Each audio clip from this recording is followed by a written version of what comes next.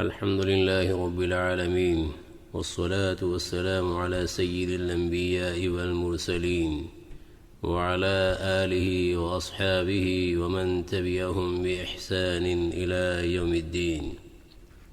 اما بعد، بزرگان محترم اور قابل احترام مائیں اور بہنیں،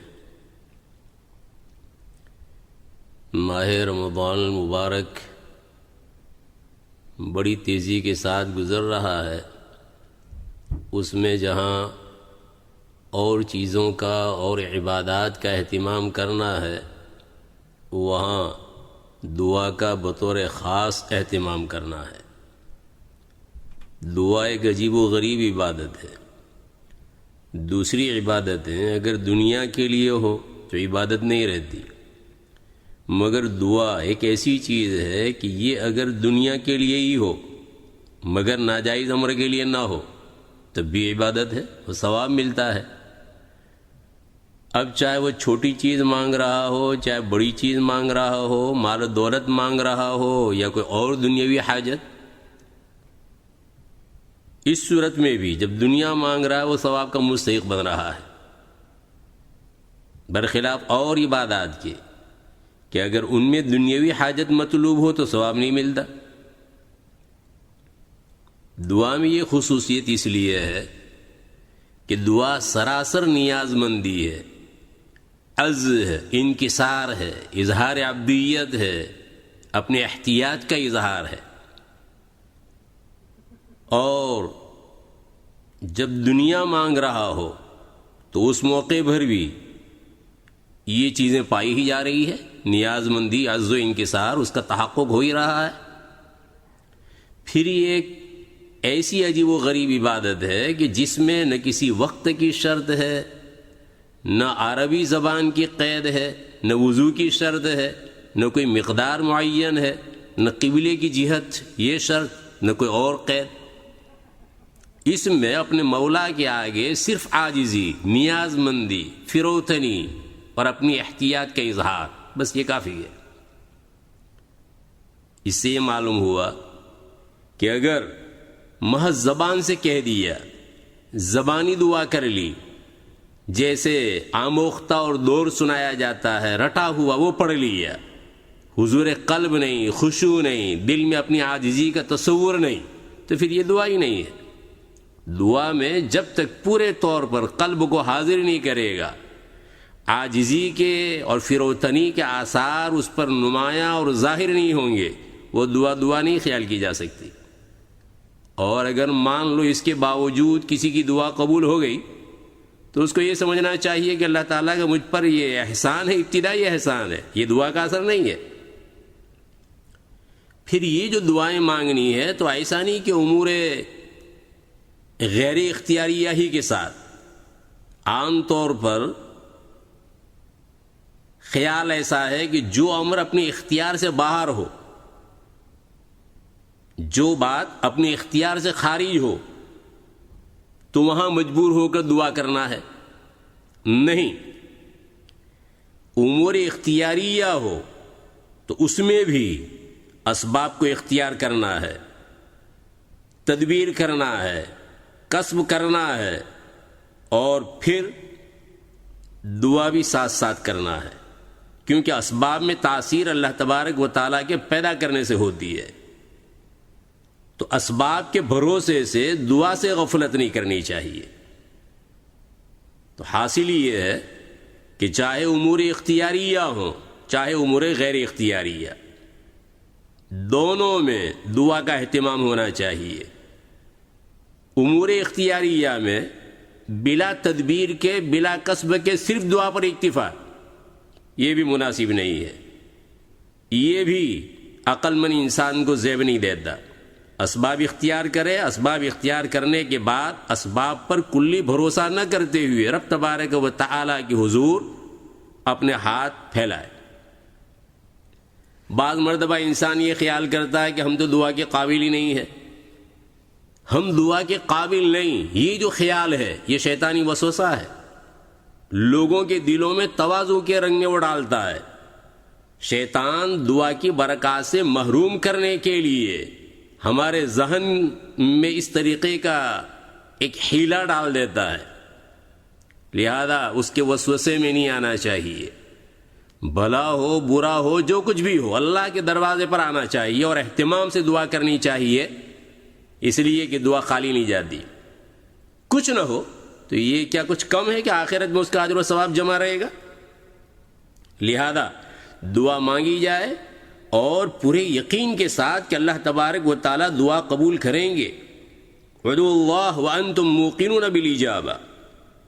دعا کے قبول ہونے پر بھروسہ اور یقین ہو تو ضرور اثر ہوتا ہے.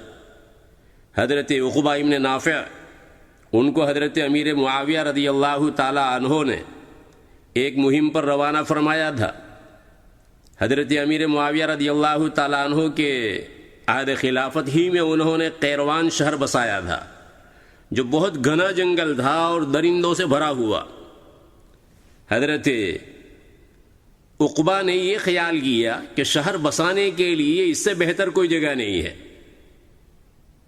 جو ایک جنگل ہے، گھنا جنگل ہے اور درندوں سے بھرا ہوا ہے، اس کو موزوں خیال کر رہے ہیں، مناسب خیال کر رہے ہیں کہ اس جگہ شہر بسانا چاہیے.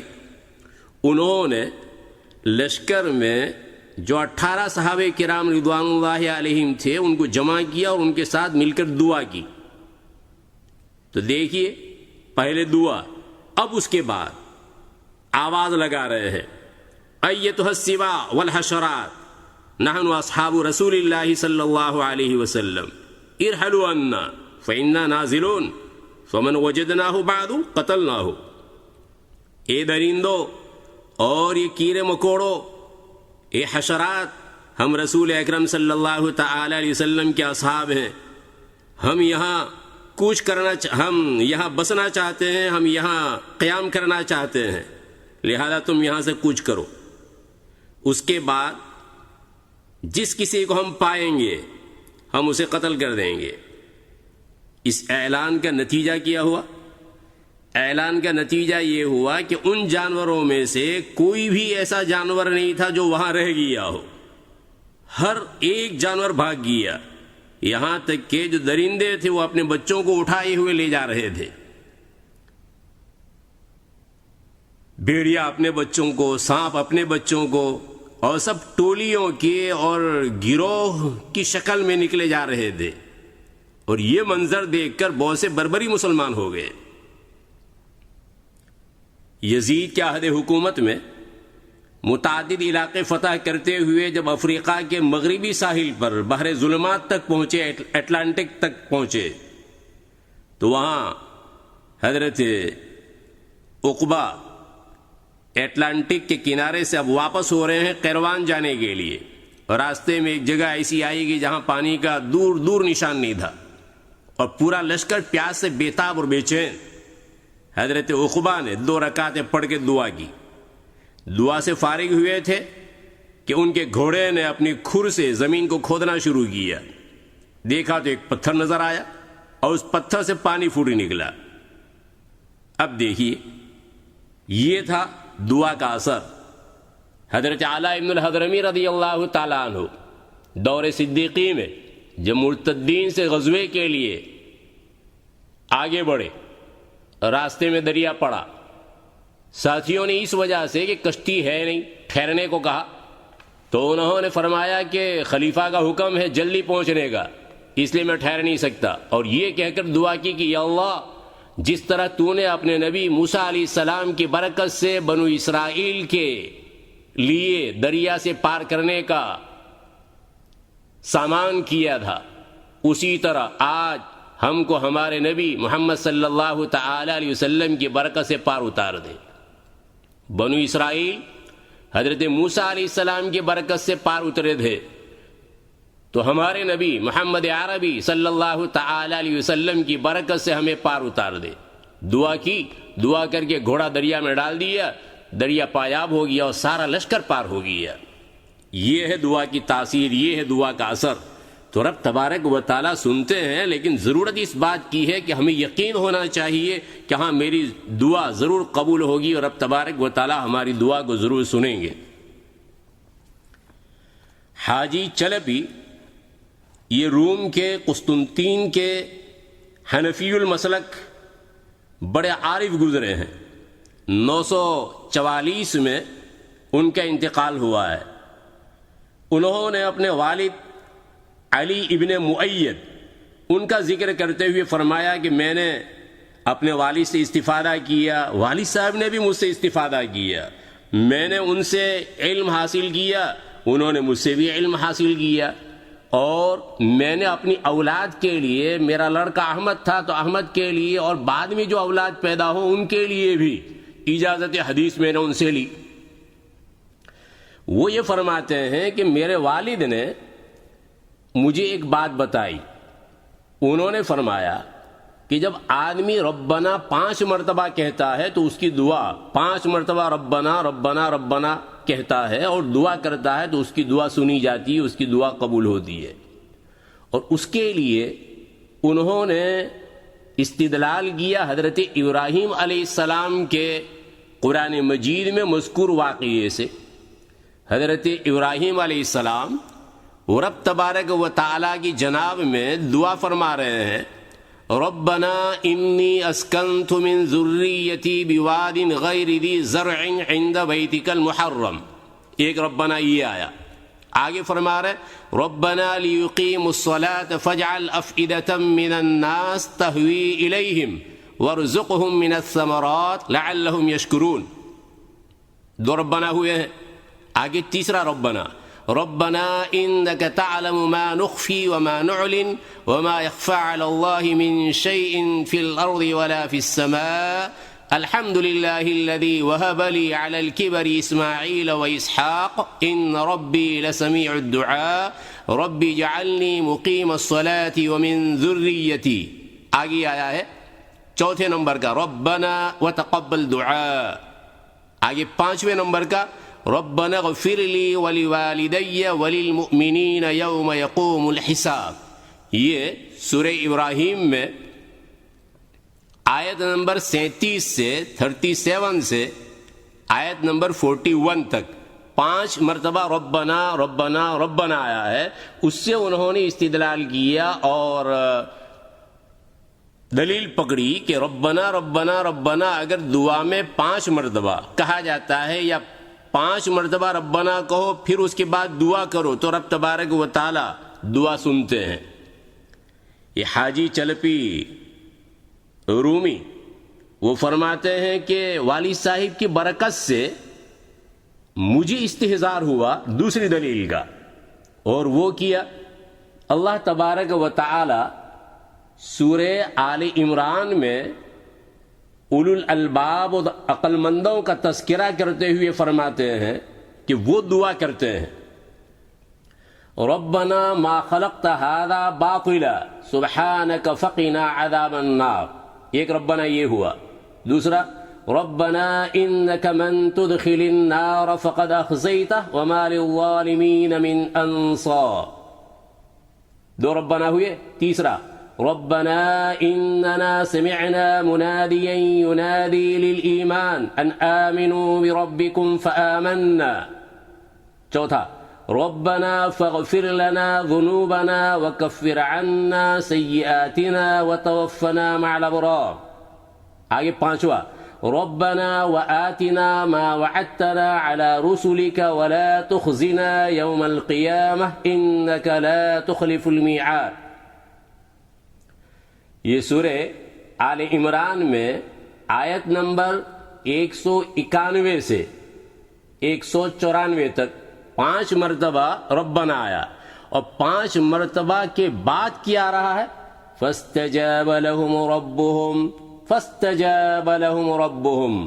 پھر قبول کی ان کی دعا ان کے رب نے.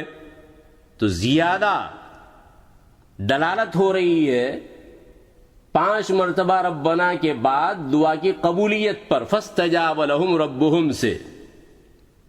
اور اس کی تائید جعفر صادق رحمت اللہ علیہ سے مروی بات سے ہو رہی ہے.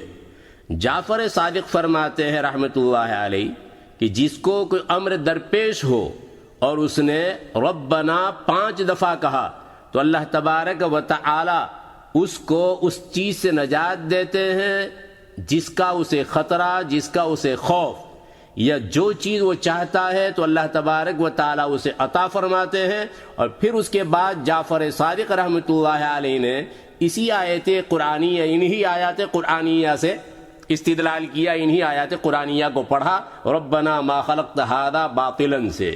تو اللہ تبارک و تعالیٰ ہماری سننے والے ہیں۔ اللہ تبارک و تعالیٰ کے ساتھ ایسا تعلق، گہرا تعلق کہ بار بار ہم اس کے دربار میں جائیں، بار بار رب تبارک و تعالیٰ سے مانگیں کہ رب تبارک و تعالیٰ کو ہم پر رحم آ جائے۔ تو ایک تو یہ کہ یقین کے ساتھ ہم مانگیں کہ ہماری دعا ضرور قبول ہوگی، اور پھر یہ ربنا ربنا ربنا 5 دفعہ اس کا بھی سہارا لیں۔ اللہ تبارک و تعالی ہماری دعاؤں کو سننے والے، رب تبارک و تعالی جو کچھ کہا گیا صحیح معنی میں سمجھنے کی اور قابل عمل چیز پر عمل کرنے کی توفیق مرحمت فرمائے۔ آمین۔ وآخر دعوانا الحمدللہ رب العالمین، وصلی اللہ وسلم علی سیدنا محمد وعلی آلہ واصحابہ اجمعین۔